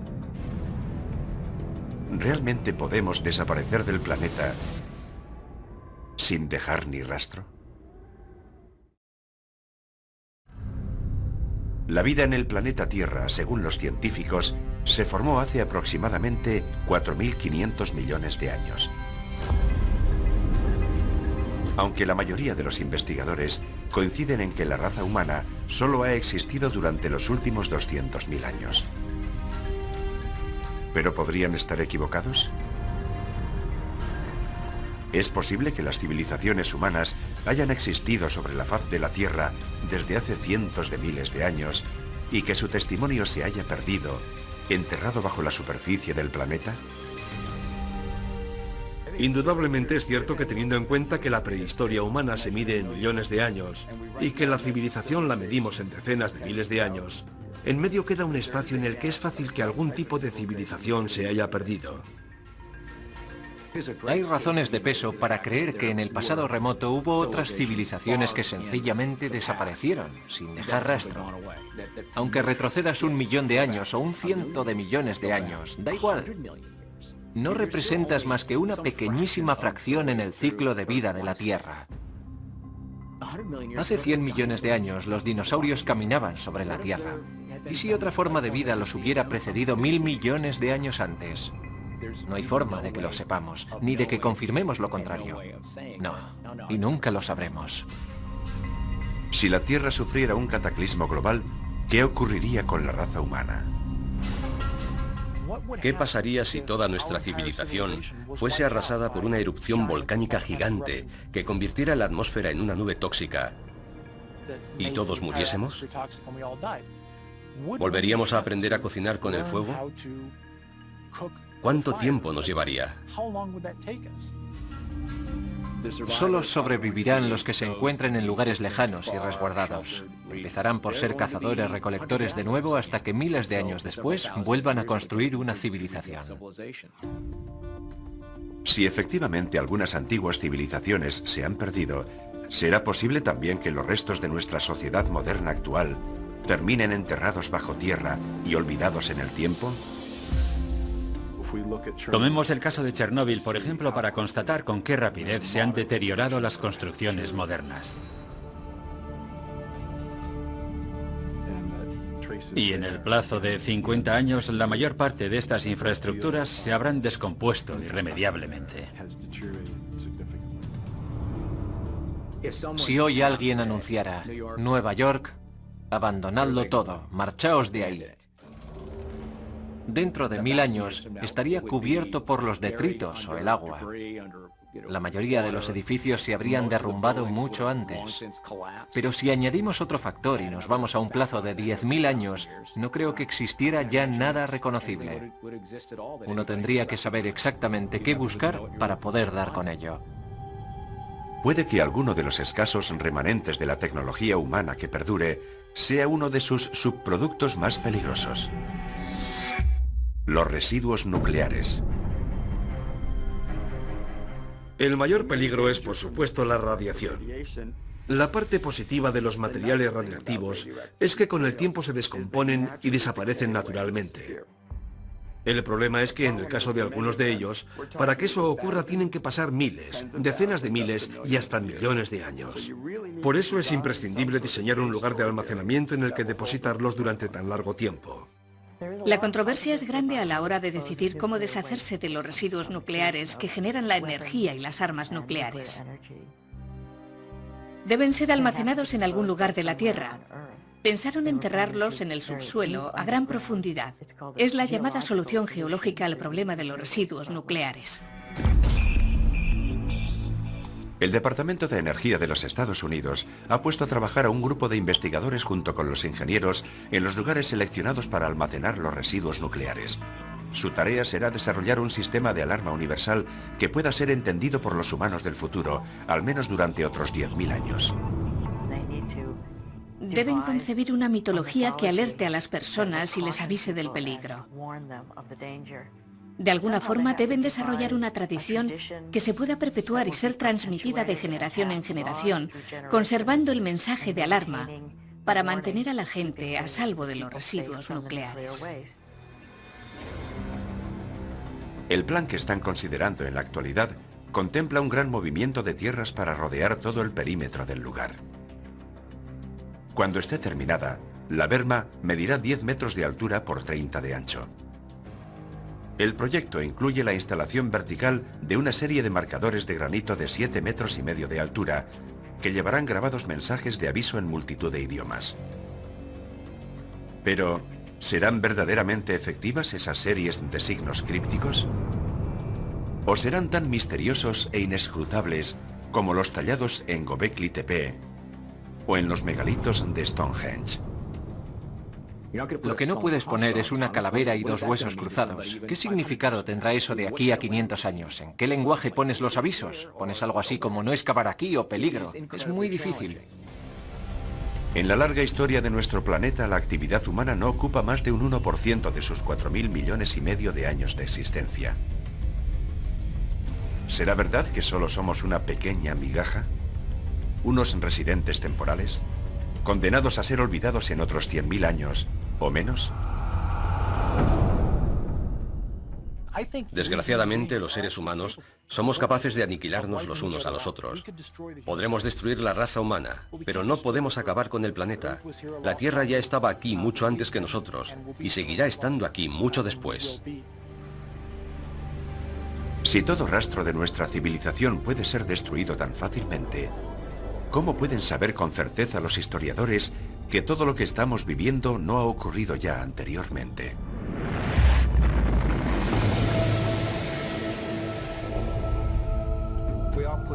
Cada vez llegamos más atrás en el tiempo y creo que llegará el momento en que las pruebas, que quizás ya tenemos en nuestras manos, nos hagan darnos cuenta de que existieron otras civilizaciones anteriores. Pero por ahora somos incapaces de reconocer sus señales. El origen de las cosas cada vez se sitúa más y más atrás, ya sean las cerámicas o los asentamientos, o el uso del fuego o lo que sea. No se puede fijar una fecha y decir, y antes de esto no hubo nada, porque en cualquier momento surgen otras pruebas que demuestran lo contrario. El hecho de que las civilizaciones hayan surgido en más de una ocasión y de que hayan sido arrasadas por algún cataclismo y hayan vuelto a nacer, debería servirnos para extraer algunas enseñanzas. Lo cierto es que un verdadero estudioso reconocerá sin dudarlo que cuanta más información tenemos, más nos damos cuenta de que no sabemos nada del mundo. Cuando lo piensas, los testimonios escritos que nos han llegado desde el pasado remoto son tan escasos que no sabemos casi nada. ¿Es tan misteriosa realmente la historia de la humanidad?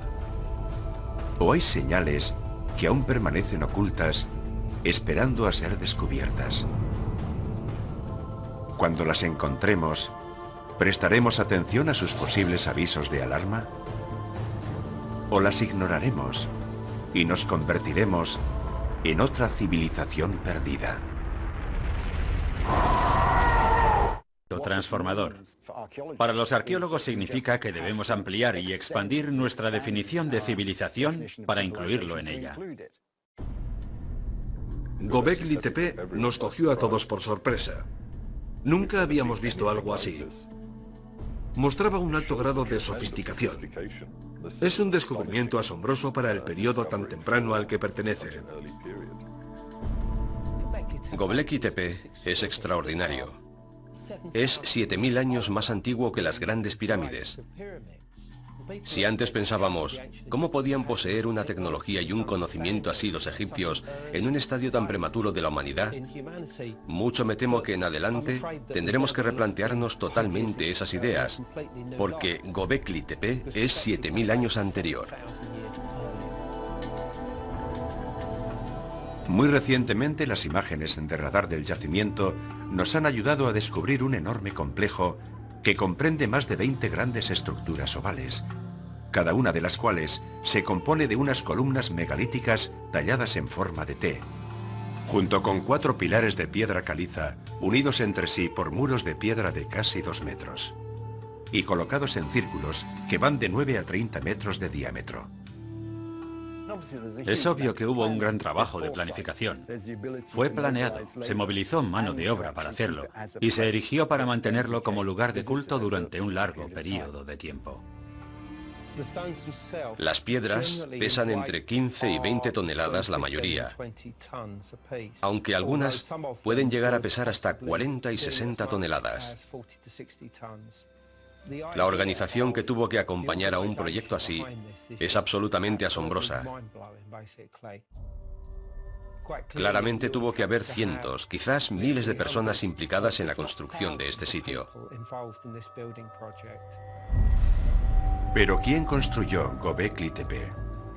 ¿Y con qué propósito? Göbekli echa por tierra todo lo que creíamos hasta ahora. Pensábamos que desde los cazadores-recolectores a las sociedades complejas, la evolución había sido lenta y gradual, pero queda claro que no.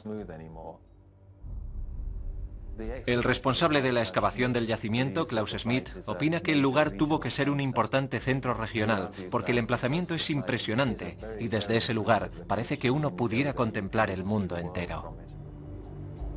Algunos arqueólogos creen que las tribus nómadas del Neolítico viajaban desde lugares muy lejanos hasta Göbekli Tepe para tomar parte en celebraciones rituales.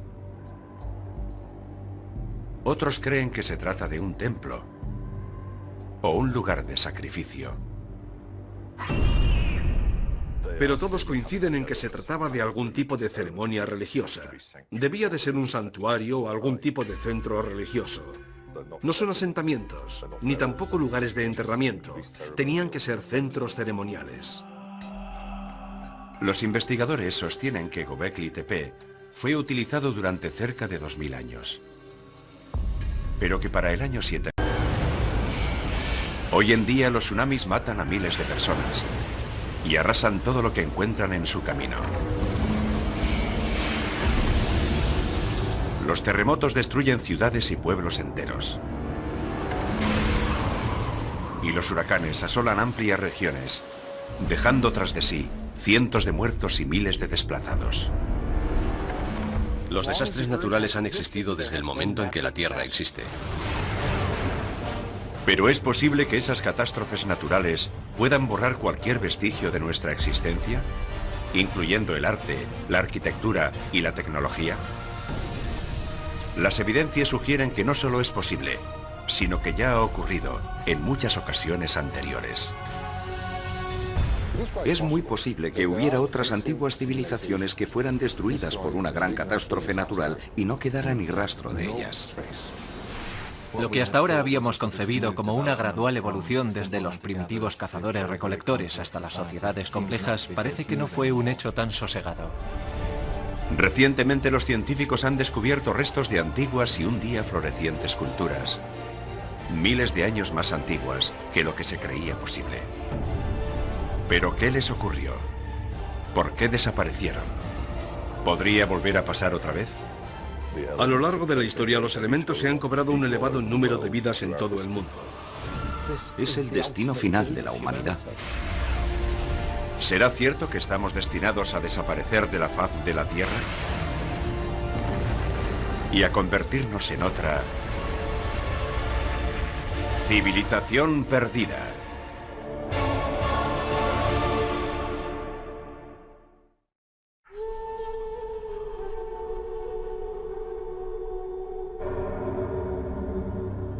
El desierto de Rub al-Khali, en Omán. Es un inhóspito y desolado paraje de la península arábiga, y su nombre en árabe significa el cuarto vacío. Sobre sus arenas desérticas y bajo el calor abrasador, aquí tan solo moran las venenosas arañas camello, las mortíferas víboras gariba y algunos pequeños grupos de nómadas beduinos. Sin embargo, este mismo lugar es descrito de manera muy diferente en las antiguas leyendas, porque aquí existió hace aproximadamente 5000 años un reino legendario llamado Ubar. Un lugar de gran esplendor y riqueza, pero que según los relatos resultó destruido por Dios, debido a la maldad y corrupción de sus gentes. En diversos suras del Corán se cuenta que se desató un fuerte viento que destruyó la ciudad, porque no se conformaban con la palabra de Dios. Varios profetas intentaron devolverlos al camino de la virtud, pero ellos se negaron. Y por eso la ciudad y su civilización fueron destruidas.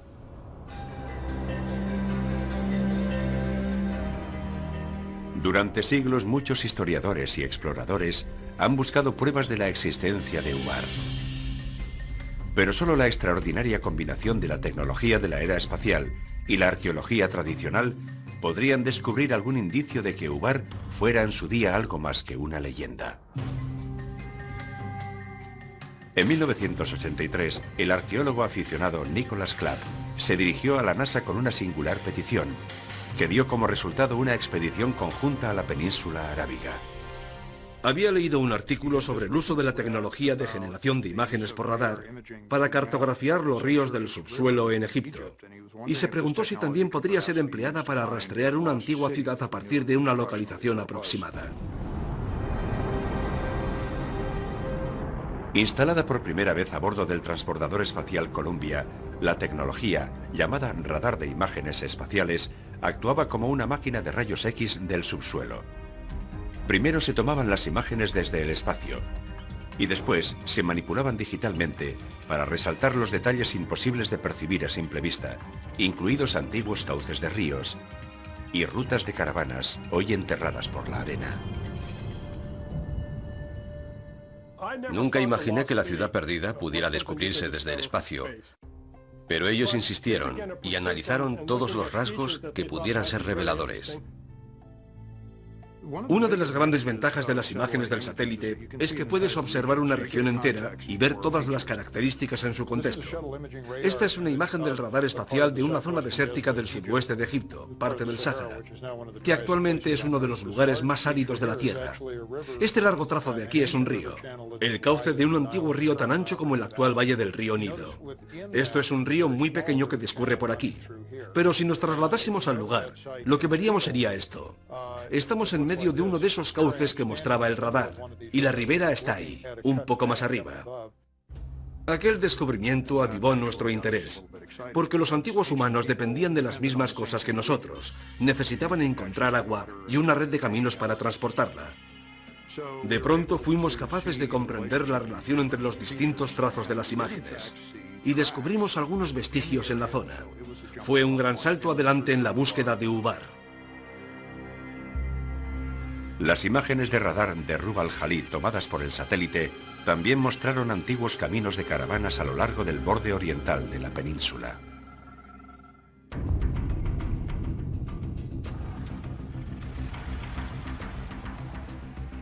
Empleamos lo que por aquel entonces era tecnología avanzada para la gente de a pie, el GPS, y lo utilizamos en combinación con los aparatos de navegación de los helicópteros para buscar la ruta que habíamos descubierto en las imágenes del satélite y seguirla a través del desierto. Fue apasionante.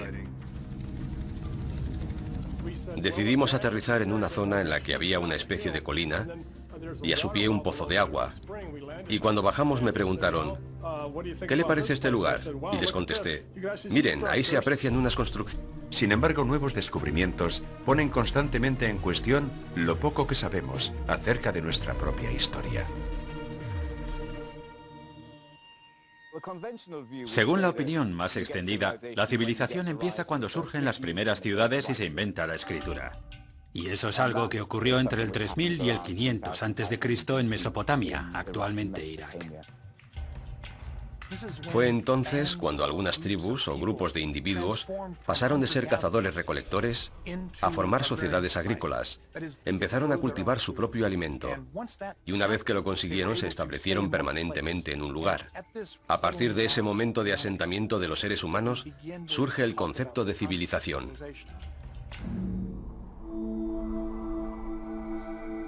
Con mayor o menor exactitud, conocemos el pasado bastante bien hasta una decena de miles de años atrás. También sabemos, gracias a los estudios evolucionistas, cuándo aparecieron los humanos en el mundo. Pero ese hueco entre la aparición de los humanos y el surgimiento de las civilizaciones que conocemos es demasiado grande. Sería muy interesante saber cuándo comienza verdaderamente la civilización. Pero si es cierto que Ubar existió, ¿cuántas otras antiguas ciudades yacen enterradas, esperando ser descubiertas? Y una vez que las descubramos, ¿qué hallaremos? ¿Restos de nuestro pasado más remoto? ¿O las claves de nuestra futura destrucción?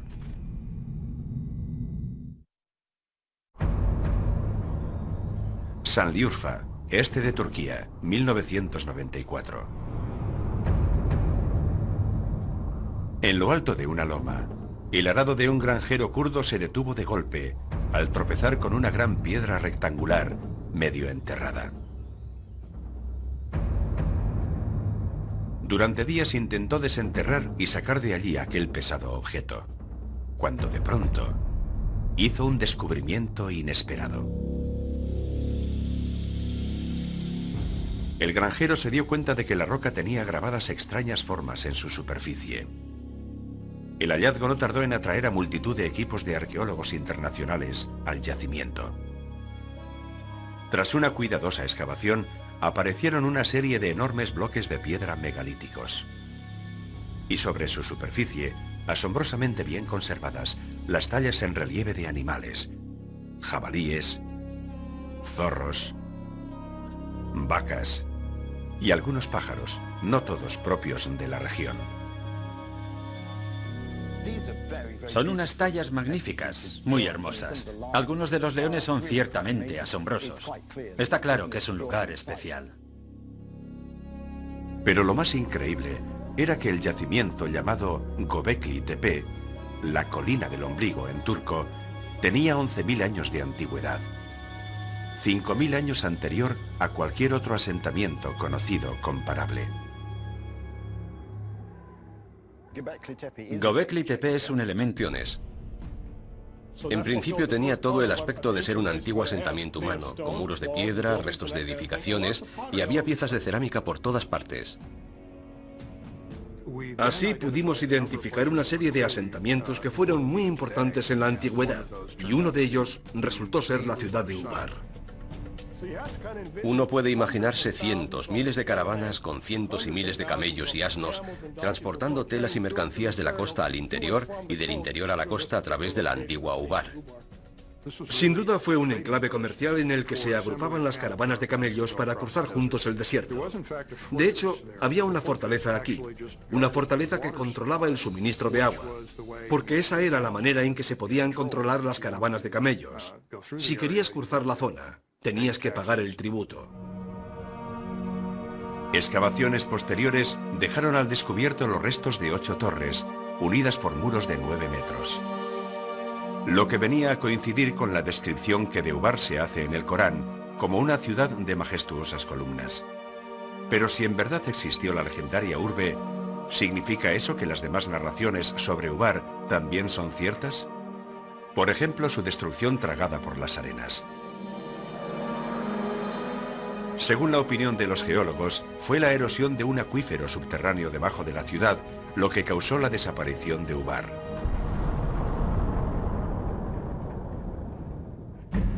Los restos arqueológicos encontrados alrededor del yacimiento nos indican que el abastecimiento de agua fue menguando y la fortaleza se hundió en la sima que dejó el acuífero.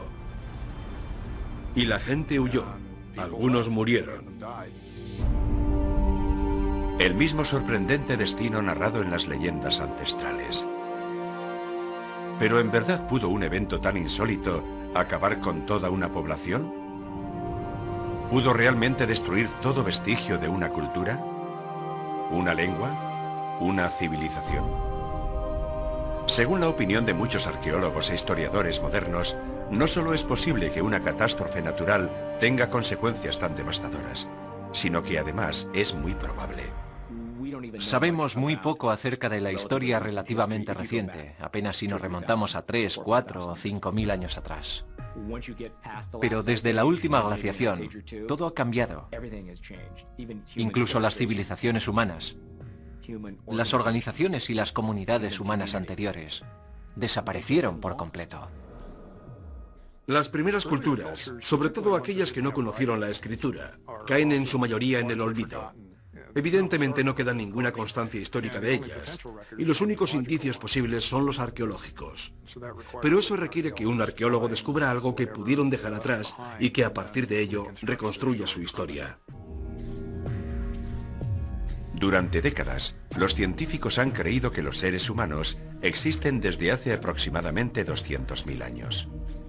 Y lo que llamamos civilización surgió hace apenas unos pocos miles de años.